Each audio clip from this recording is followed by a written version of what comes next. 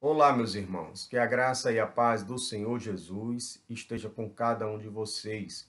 Sejam bem-vindos a mais uma aula da nossa Escola Bíblica Dominical. Hoje eu quero convidar os irmãos a estudarem comigo o Evangelho de João, capítulo 8, versículo do 1 ao 11, que trata da história da mulher que foi pega em ato de adultério e foi levada para Jesus para que ele a condenasse. Eu queria convidar os irmãos para abrirem suas Bíblias e acompanhar a leitura. Vamos lá? A palavra de Deus diz assim: Jesus, porém, foi para o Monte das Oliveiras e pela manhã cedo tornou para o templo, e todo o povo vinha ter com ele, e assentando-se os ensinava.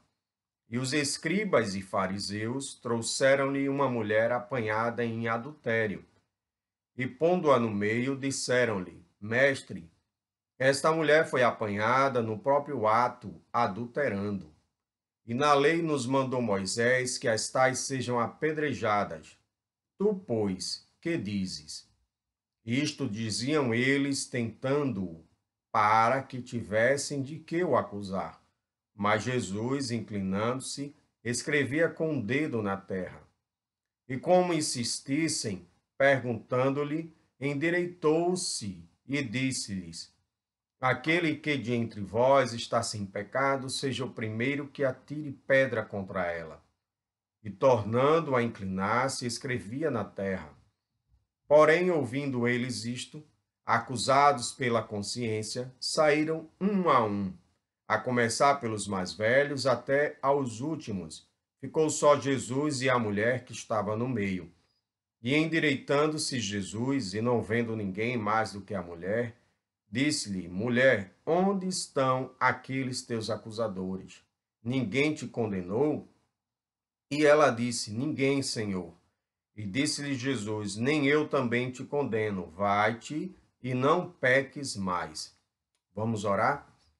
Amado Deus e Pai, te agradecemos, Senhor, pela tua graça, pelo teu amor, pela tua misericórdia, Senhor. Te engrandecemos, te louvamos, glorificamos o teu santo nome, porque o Senhor é santo. Ó Pai, sonda as nossas mentes e nossos corações, Senhor, e retira tudo aquilo que não te agrada, deixando apenas aquilo que está de acordo com a tua vontade, Pai. Que o teu Santo Espírito esteja nesse processo de aprendizado, nos conduzindo, Senhor, e nos levando para o alvo que é Cristo. Que nós possamos, ó Pai, nos debruçar na tua palavra, aprendermos e aplicá-la em nossas vidas. Perdoa os nossos pecados, ó Pai. Em nome de Jesus. Amém. Glórias ao teu nome, louvado seja o teu santo nome. Aleluia.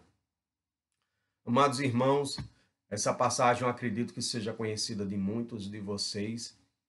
É uma mulher que aproveitou a festa dos tabernáculos, também conhecida como a festa das cabanas, aproveitou as distrações da vida para poder cometer um ato de adultério, pecar contra o casamento dela, né, contra o seu cônjuge, contra o leito, que deveria ser sem mácula, e ela, aproveitando a oportunidade, cometeu esse ato de adultério.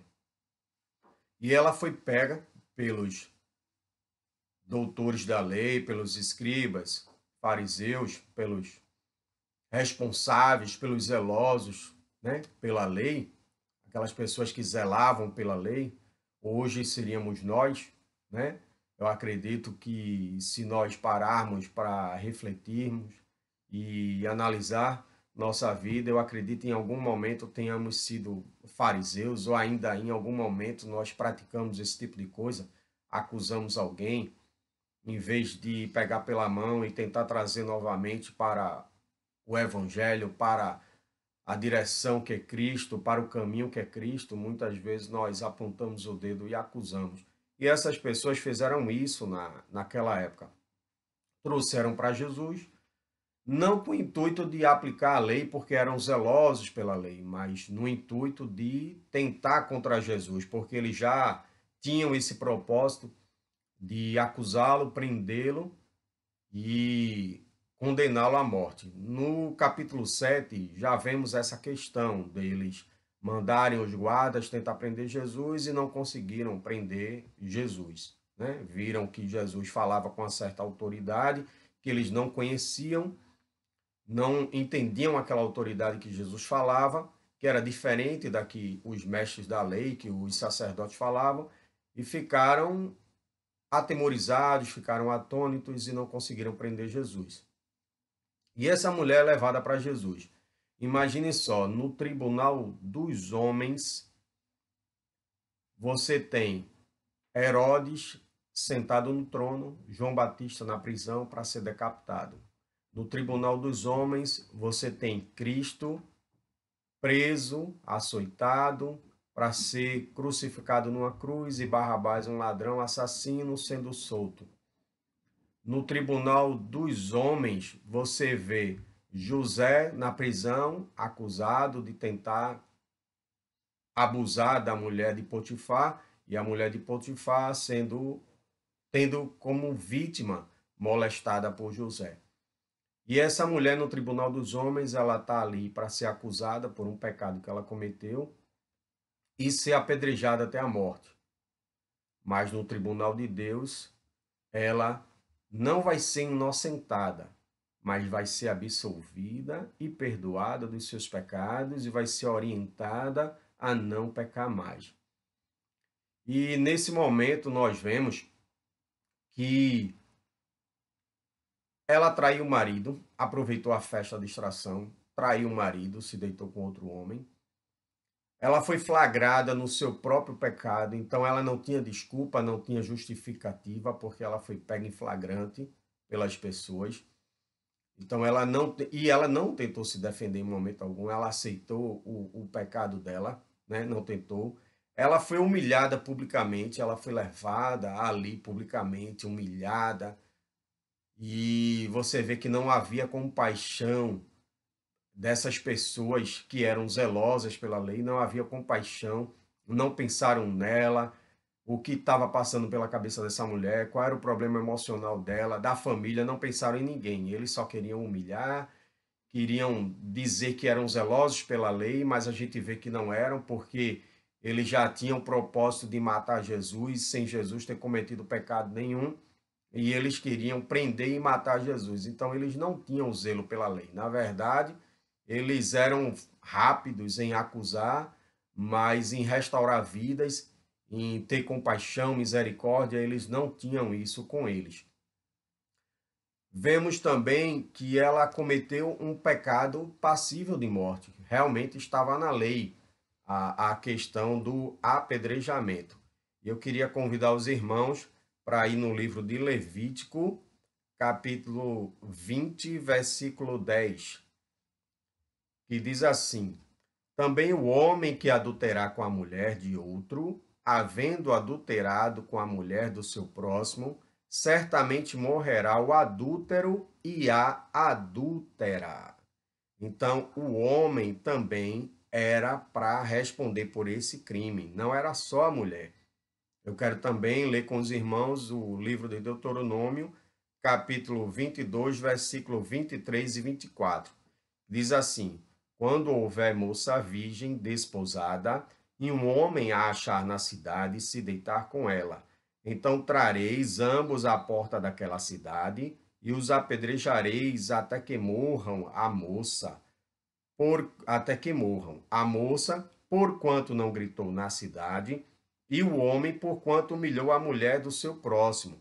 Assim tirarás o mal do meio de ti. Então, realmente, na lei tinha dizendo que era para ser apedrejado. Só que nós vemos que o intuito deles era tentar Jesus, fazer com que Jesus cometesse um erro. Israel estava sob o jugo do Império Romano e essa questão de penalidade de morte era praticada pelo Império Romano. Então, se ele fosse contra a lei de Moisés, eles tinham com que o acusar. E se eles disserem que era, se ele dissesse que era para apedrejar, eles tinham como dizer ao Império Romano: ó, tá ali dizendo que é para apedrejar e só quem pode condenar a morte são vocês. Então eles tinham aquela questão de tentar Jesus para que ele cometesse um erro. Só que Jesus conhecia a mente, conhecia o coração deles. E Jesus disse simplesmente a eles. Começou sem dar muita atenção à situação, se inclinou e começou a escrever na terra. Aí eles voltaram a questionar Jesus sobre o caso lá para Jesus julgar. E Jesus não tinha condição nenhuma de juiz, ele não tinha essa autoridade lá entre os homens de ser juiz de ninguém, mas levaram nesse intuito, né, de pegar ele em algum erro. Aí ele diz: olha, aquele que tiver sem pecado, faça o seguinte, atire a primeira pedra. E dos mais velhos, vocês veem, a palavra de Deus ela é bem clara, ela diz, dos mais velhos, imagine quantos pecados os mais velhos não tinham, né? Então eles, na mente deles, a própria consciência os acusou de todos os pecados que eles tinham cometido ao longo da vida, aos mais novos. Então os mais novos foram revendo também na sua consciência os pecados que tinham cometido. Você vê a questão desses homens trazerem só a mulher.